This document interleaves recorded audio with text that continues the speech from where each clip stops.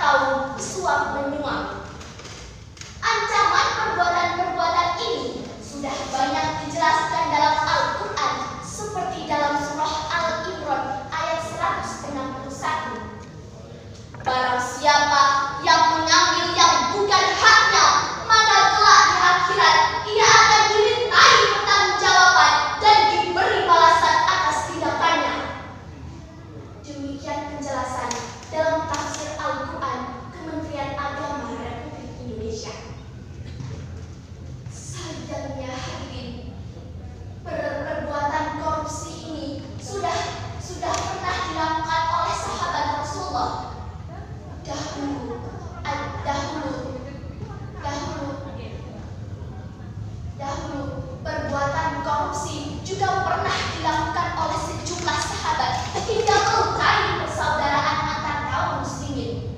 Padahal Rasulullah Shallallahu Alaihi Wasallam terang-terangan menegaskan, "Idza wajadtumur rajul qad ghalla fahriqu mata'ahu wadribuhu." Jika kalian menemukan orang yang berbuat gulul, maka bakarlah barangnya dan tebaslah dia. Hadis riwayat Abu Daud dan Tirmizi. Hadirin rahimahullah, belum lama ini Indonesia digemparkan dengan kasus korupsi timah. Tak tanggung-tanggung korupsi yang dihasilkan mencapai 271 triliun rupiah, meliputi kerugian pendapatan dan kerusakan lingkungan. Pernahkah terbayangkan seberapa banyak 271 triliun rupiah ini? Jumlah ini setara dengan menabung 1 miliar rupiah setiap hari selama 742 tahun lamanya. Sangat fantastis, bukan? Perbuatan ini, tindak korupsi ini bukan semata-mata pencurian biasa, melainkan dapat menghancurkan masa depan suatu bangsa. Sehingga pemberantasan korupsi harus dilakukan secara luar biasa.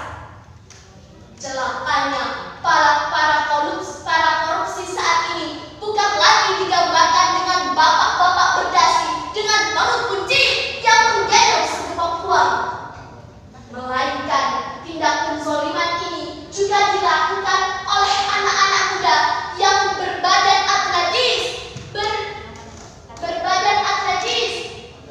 berpakaian necis, dan juga berambut klimis. Yang perempuan pun tak kalah, korupsi juga menggoda mereka yang berbadan langsing, berkulit glowing, dan berpakaian yang engaging. Di saat para rakyat jelata dihimpit oleh ekonomi yang sulit, para koruptor justru tertawa menikmati gaya hidup yang mewah dan elit. Fenomena yang ironis dan pahit. Hadirin rahimahullah, sebagai generasi petani yang memegang estafet kepemimpinan bangsa, maka kita harus turut ikut serta untuk memberantas korupsi. Maka yang harus kita lakukan adalah 5M. M yang pertama, menerapkan sikap jujur dalam kehidupan sehari-hari. M yang kedua, mengemban tugas dan amanah dengan penuh rasa tanggung jawab dan kesadaran. Yang ketiga,